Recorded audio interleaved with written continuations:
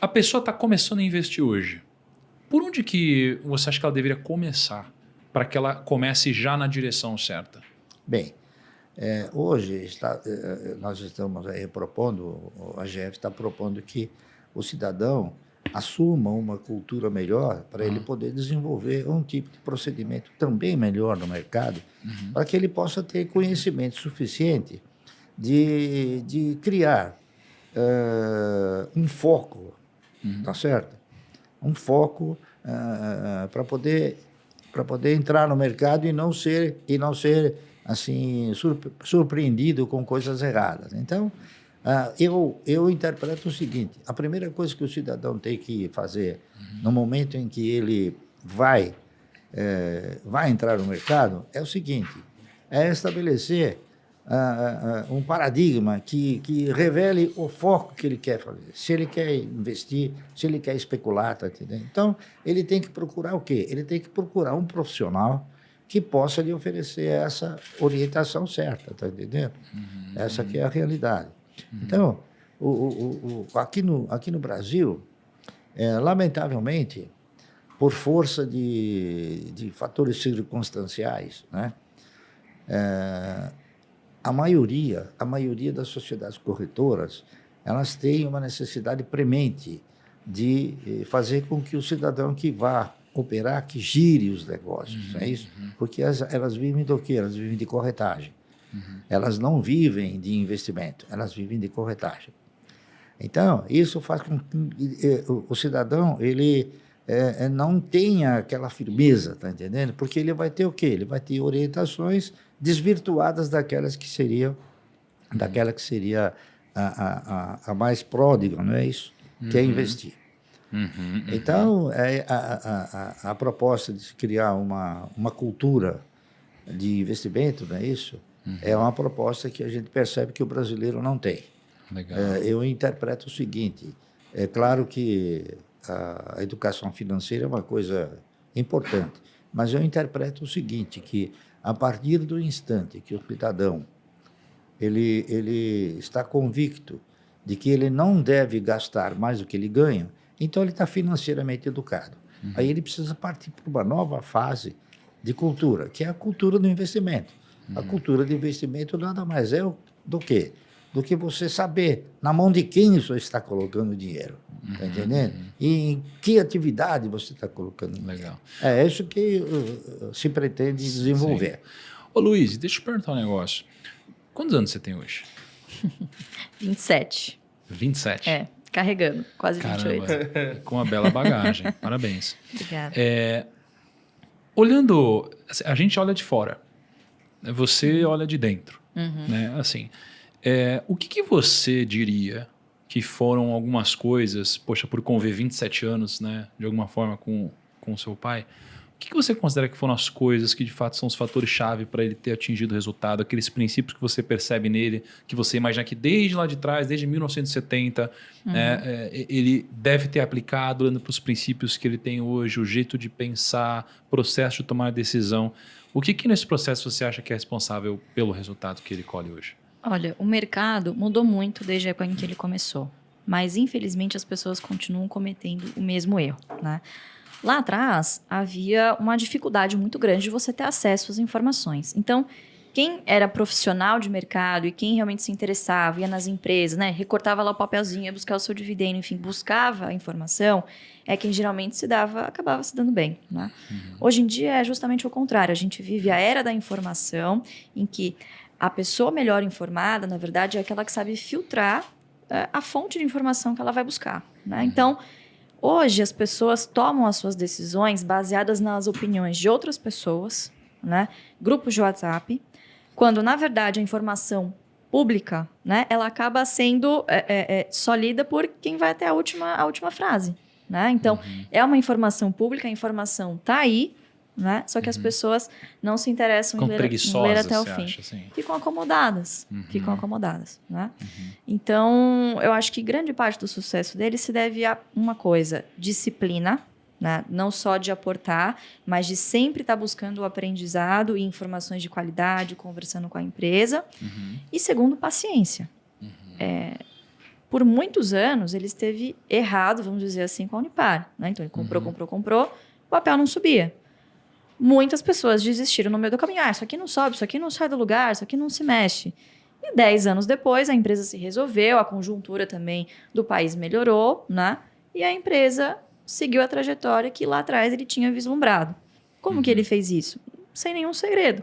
Conversou com os gestores, leu o balanço e falou, pô, isso aqui não pode estar tão barato assim. Tá com problema? Tá com problema, mas vai resolver. A gestão está engajada em resolver. Essa empresa vai ser uma excelente pagadora de dividendos e tende a se valorizar, que isso é uma consequência. Né? Então, acho que são esses 2 principais fatores. Olhar realmente o que interessa e não se importar com a opinião alheia. Né? Porque muito provavelmente você não vai acertar o timing, mas se você tiver convicção do que você está fazendo, vai dar certo. Desculpa, primo. Acho que tem um negócio que é mega importante também, aí, complementando só a Luísa, que é a questão de curiosidade, né, cara? Você ser um curioso ali, né? Você querer aprender uma coisa diferente. Você tá ouvindo esse Primocast aqui, a gente tá te passando informação e você não ignorar isso que a gente tá falando. Você saber que, por exemplo, vão ter aulas gratuitas do bar. Se você falar assim, cara, se você pegar e ouvir essa informação e deixar isso pra lá, cara, você tá perdendo muito. Cara, e falando em curiosidade, eu tô com uma curiosidade aqui, que eu tô há 3 anos com essa curiosidade. Meu Deus. Há 3 anos. 3 anos. O cara tá guardando o negócio há 3 anos. 3 anos? Não, 4 anos, Kaique. 4 anos ainda Tô do há peito. 4 anos com essa curiosidade. Porque, ó, o Rumo ao Bilhão 4, a gente gravou com o Barsi, certo? Sim, A gente tá no Rumo ao Bilhão 52. Sim. Faz 4 anos. Caramba. E lá, o Barsi me disse um negócio que eu nem lembrava direito. Mas o Barsi me acendeu. Porque assim que eu cheguei, ele falou, e aí, ficou rico? E aí, conseguiu ficar rico? Aí, porque lá, com a Tanza, ele me deu um chega pra lá. Ele falou, ó, seguinte, assim você não vai ficar rico. Eu falei, nossa, você lembra disso, cara? E qual que foi o negócio? O Rumo ao Bilhão é um quadro, né, para quem tá chegando aqui, que eu invisto uma parte do meu dinheiro, né, publicamente e tal. Eu tava comprando umas ações, o Barsi falou assim, você não vai ficar rico. Eu falei, meu Deus, como não? Cara, eu que sou uma pessoa que ensino sobre finanças. É o primo rico, eu tô ouvindo isso do Barsi, eu falei, meu rico. Deus, eu devo estar muito errado, né? Aí eu falei, por que não? Ele falou, porque esse tipo de ação, para você que está no processo de multiplicação de patrimônio, se você continuar investindo assim, esse tipo de ação são boas ações para uma carteira já formada, uma carteira consistente, mas dificilmente elas vão multiplicar de valor muitas vezes ao longo do tempo. Então você precisa mesclar a sua carteira com algumas ações de alto potencial. E aí, a minha grande pergunta e a curiosidade aqui é o seguinte, eu sei que vocês gostam muito de dividendos, né? Isso daí construiu boa parte do patrimônio de vocês, mas o que eu devo escolher? Uma empresa com uma alta distribuição de dividendos ou uma empresa que não distribui dividendos, mas tem um alto potencial de crescimento? O que eu escolheria? Essa é a minha dúvida de 4 anos. A empresa que tem as 2 vertentes. Aquela que tem uma boa perspectiva de distribuir dividendos e aquela que alimenta a possibilidade de uma valorização. Esse é o... E nós temos empresas assim, tá entendendo? Várias. Inúmeras empresas nessa condição. São empresas que o pessoal se afugenta rápido quando tem uma queda qualquer, tá entendendo? Como tiveram outras no passado, não é isso? Mas você tem que ficar firme, que é a chamada disciplina. Se você olhar para um horizonte distante, você vai verificar que a empresa, vamos supor, ela estando numa atividade capaz de ser considerada uma atividade boa, não é isso? E que tenha sustentabilidade na sua operacionalidade, é uma questão de tempo, às vezes, a recuperação, tá certo? Nós temos aí, por exemplo, empresas que eu tenho participação, porque eu acredito no projeto. O projeto é um projeto consistente. A Paranapanema, por exemplo, é um projeto, é uma planta que tem mais de 1.300.000 metros quadrados. E é uma atividade que, além de ser uma atividade perene, é uma atividade que vislumbra um futuro promissor, com a questão do carro elétrico. Então, vai existir uma possibilidade de se consumir mais cobre, está entendendo? Então, eu investi na Paranapanema, tenho ações da Paranapanema, discuto a Paranapanema, tá certo? E, com certeza, a Paranapanema está tentando encontrar uma trajetória, um caminho que proporcione a ela um crescimento capaz de acumular esses dois fatores que você acabou de citar. Que ela volte a pagar dividendos e que ela tenha uma perspectiva de valorização muito boa. Porque, na verdade, hoje uma ação da Paranapanema custa 33 centavos. Entendendo? Comparativamente. Então, 33 centavos é muito menos do que muita coisa que você consome. Um café, 10 reais, tá entendendo? Se você começa a fazer comparativo, fala, pô, isso aqui tá de graça. É verdade, né? Compro um café ou 30 ações de Paranapanema? Exatamente. Aí que tá. É a questão do quê? É a questão de você priorizar. Né? Não por isso a gente vai deixar de tomar um café, mas é aquela prioridade. Legal. Então, outro papel que eu interpreto que também tenha uma possibilidade boa, uma perspectiva boa pela frente, por exemplo, ações de empresa que você paga sem consumir. Esse é o melhor negócio do mundo. Você paga sem consumir? Isso. Por exemplo, o seguro. Você faz um seguro e reza para que não tenha Você pagou e não consumiu. Tá entendendo? É verdade, ninguém quer usar o seguro. Então a IRB está nessa trajetória. Cara, vamos falar de IRB. Qual é o case de IRB? Por que você acha? Porque essa é uma ação que polemizou para todos os lados. A assim. internet fala dela todo dia. Hoje você acha que é uma boa apostar no projeto de IRB? E quais são os pontos que você acha que fazem isso daqui se tornar um investimento favorável, por exemplo? Bom, eu interpreto o seguinte. A IRB é uma empresa que tem dois grandes acionistas. Os dois maiores acionistas da IRB são dois bancos. E não é o Warren Buffett, não? Não é. Não, porque... Fake news. Alguém já Fake insinuou que talvez ele fosse, que ele fosse participar de uma estrutura melhor em termos de seguros. Mas são o Bradesco, tá certo? E o Itaú.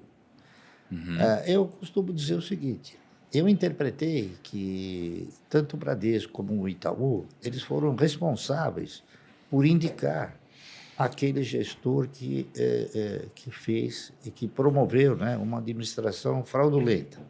Está correto? Hoje é voz corrente disso. E o próprio administrador está sendo processado nos Estados Unidos em virtude de ter relatado e oferecido informações não válidas, tá certo? Informações. Então, o que aconteceu? Esse administrador, ele teve a oportunidade de apresentar lucros inexistentes, lucros que não haviam, que não existiam. Então, o que aconteceu? Esses lucros inexistentes tiveram um benfeitor ou dois benfeitores maiores.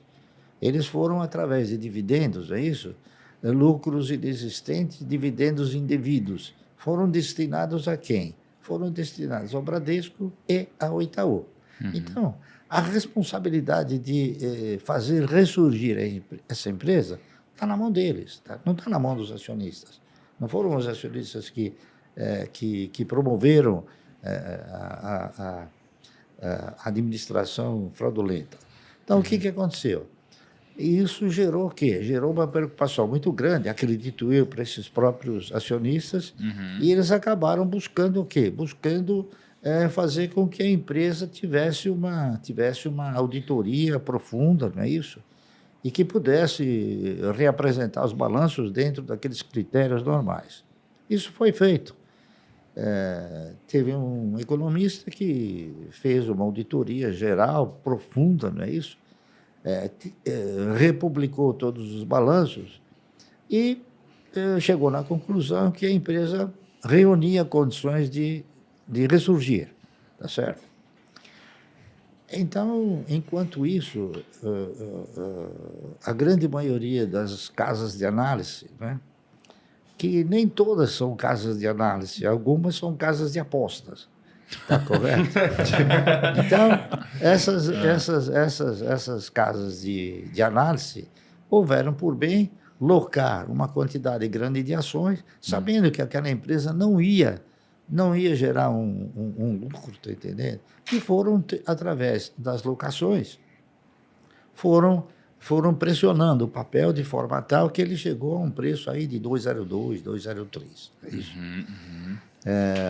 Só que nós tivemos a oportunidade de estar presente numa reunião onde ficou claro, né, que a empresa havia chegado num ponto ruim e que agora havia sido colocada novamente numa posição de continuar a se recuperar, e continuar a dar resultado. Só que ficou claro também que a empresa precisaria o quê? Precisaria uma capitalização para poder fazer com que houvesse novos contratos, está entendendo? Então, eu acredito, como eu acreditei na Unipar, eu acredito que ela possa, dentro de algum tempo, porque isso é desde 2020. Então, está muito pequeno ainda o tempo, né? Então, eu acredito que ela vai assumir uma recuperação boa. Ô, Luiz, você está no conselho da IRB também, não está? Comitê. Acabei de ser eleito no comitê de auditoria. Explica isso para a gente. O que é um movimento como esse? Vamos lá. A gente tentou no início do ano, em assembleia, né? Unir os acionistas, a gente fez um PPP, que é basicamente você disponibilizar os advogados, né, para que via procuração, seja você votando sim, abster-se ou não, para que você tenha acesso à assembleia, né, a exercer o seu direito de voto como acionista. Poucas pessoas fazem isso justamente por ser...